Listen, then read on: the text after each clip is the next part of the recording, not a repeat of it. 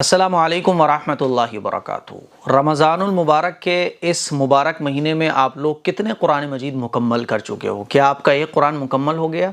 کیا آپ کا دوسرا قرآن مکمل ہو گیا؟ کمنٹ کر کے ضرور بتائیے گا کہ آپ اب تک کتنے قرآن مجید پڑھ چکے ہو۔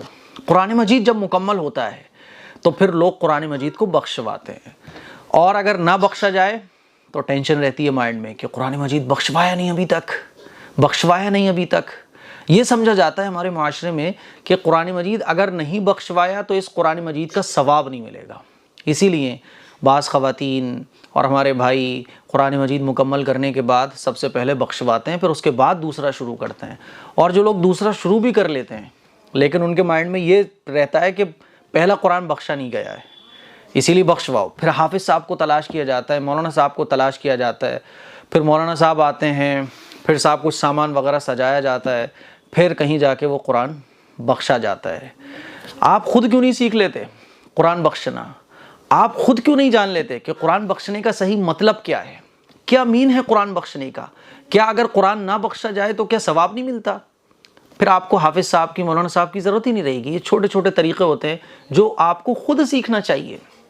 اب ایک چھوٹی سی چیز ہوتی ہے لیکن وہ ہمیں پتہ نہیں ہوتی، اس کا طریقہ نہیں پتہ ہوتا، تو پھر ہم ٹینشن میں رہتے ہیں اور پریشان رہتے ہیں۔ اب جیسے کہ قرآن مجید مکمل ہونے پر قرآن بخشوانے کی فکر، اب حافظ صاحب کو، مولانا صاحب کو تلاش کیا جا رہا ہے، ہمیں نہیں معلوم کہ بخشا کیسے جاتا ہے، اسی لیے آپ خود سیکھ لیجئے تو یہ مسئلہ حل ہو جائے گا۔ تو آج میں آپ کو اسی سلسلے میں کچھ ضروری باتیں بتانے جا رہا ہوں۔ سب سے پہلی بات، قرآن مجید بخشنے کا طریقہ بڑا آسان ہے۔ قرآن مجید بخشنے کا مطلب ہوتا ہے کہ آپ نے جو قرآن مجید پڑھا ہے اس کا ثواب آپ کسی مرحوم کو پہنچانا چاہ رہے ہو، تو اس کا سمپل طریقہ ہے، اللہ دلوں کے حال جانتا ہے، ہمارے مائنڈ میں کیا چل رہا ہے، ہمارے دل میں کیا چل رہا ہے، ہم کیا سوچ رہے ہیں، کیا ہماری نیت ہے، اللہ جانتا ہے۔ تو آپ نے جیسے ہی نیت کی، آپ نیت کر لو کہ اللہ یہ جو میں نے قرآن مجید پڑھا ہے اس کا ثواب، مان لیجیے آپ اپنے والد صاحب کو پہنچانا چاہ رہے ہیں، آپ اپنے دادا کو پہنچانا چاہ رہے ہیں، یا آپ پیغمبروں پر پہنچانا چاہ رہے ہیں، یا جو بھی مرحوم ہیں آپ کے ان کو پہنچانا چاہ رہے ہیں، تو آپ نیت کر لیں ان کی۔ جیسے ہی آپ نے نیت کی، آپ نے دل میں نیت کی اللہ یہ جو قرآن میں نے پڑھا یہ میرے والد صاحب کو پہنچ جائے، یہ میرے دادا کو پہنچ جائے، تو جیسے ہی آپ نے یہ دل میں سوچا اور دل میں آپ نے اس کی نیت کی، آپ کے قرآن کا ثواب ان کو پہنچ جاتا ہے جن کی آپ دل میں نیت کرتے ہو۔ ٹھیک ہے، یہ ہے پہلا طریقہ قرآن بخشنے کا، دل کی نیت، اصل تو نیت ہے۔ دوسرا طریقہ قرآن مجید کو بخشنے کا یہ ہے کہ کسی بھی نماز کے بعد، پانچوں وقت کی جو نمازیں ہوتی ہیں نا، تو کسی بھی نماز کے بعد آپ جو دعا مانگ رہے ہو تو سب سے پہلے سورہ فاتحہ پڑھو، سورہ فاتحہ پڑھنے کے بعد درود شریف پڑھو، درود شریف پڑھنے کے بعد آپ اللہ سے دعا کرو کہ اللہ یہ جو قرآن میں نے پڑھا ہے اس میں جو غلطیاں ہوئیں اللہ ان غلطیوں کو معاف فرما دے، اور جو میں نے قرآن مجید رمضان کے مبارک مہینے میں پڑھا ہے اللہ اس کو قبول فرما لے۔ اور جس کو بھی آپ ثواب پہنچانا چاہتے ہو ان مرحوم کا نام لو، اے اللہ یہ قرآن جو میں نے پڑھا ہے اس کا ثواب میرے دادا کو پہنچ جائے، میرے ابا کو پہنچ جائے، یا جس کو بھی آپ پہنچانا چاہتے ہو۔ پھر اس کے بعد آپ درود شریف پڑھو اور دعا مکمل کر لو۔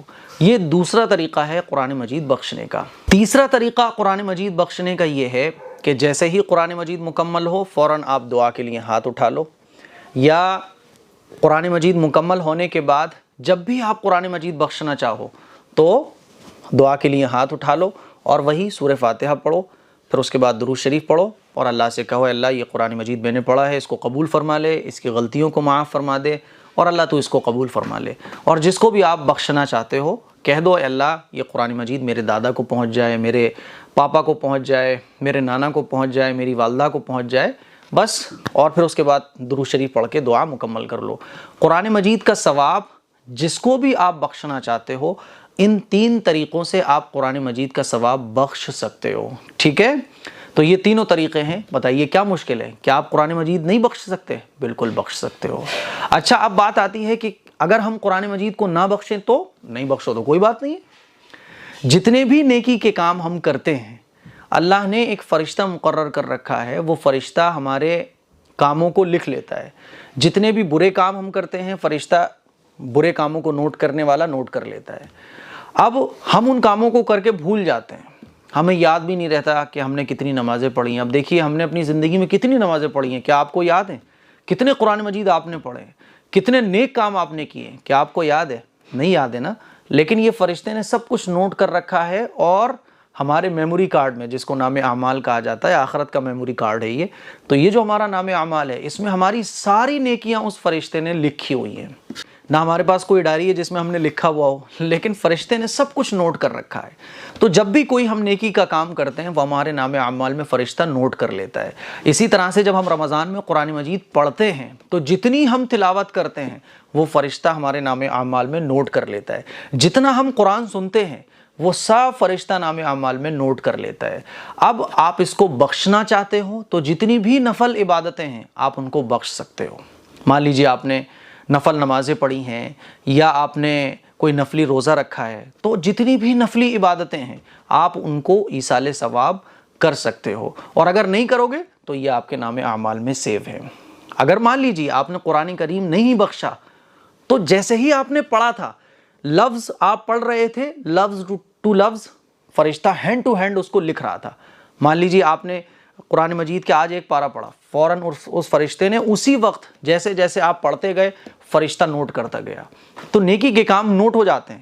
اب ان کو ہم بخشیں نہ بخشیں گے تو ثواب جن کو بھی ہم پہنچانا چاہتے ہیں ان کو پہنچ جائے گا، اور اگر نہیں بخشیں گے تو ہمارے نام اعمال میں سیو ہے۔ تو اگر آپ نے قرآن مجید نہیں بخشا اور دوسرا شروع کر لیا، کوئی پرابلم والی بات نہیں ہے۔ ایسا نہیں ہے کہ آپ کا قرآن مجید قبول نہیں ہوا یا آپ کو ثواب نہیں ملا، ثواب تو لکھ گیا۔ بخشنے کا یہ مطلب ہوتا ہے جو میں نے ابھی آپ کو سمجھایا ہے۔ مجھے امید ہے یہ ویڈیو آپ کو پسند آئی ہوگی۔ اس کلپ کو شیئر کریں، دوسروں تک پہنچائیں، اور کمنٹ کر کے ضرور بتائیے گا کہ آپ نے قرآن مجید کتنے پڑھ لیے ہیں۔ کیا آپ بھی اسی مسئلے کو لے کر پریشان تھے؟ السلام علیکم ورحمۃ اللہ وبرکاتہ۔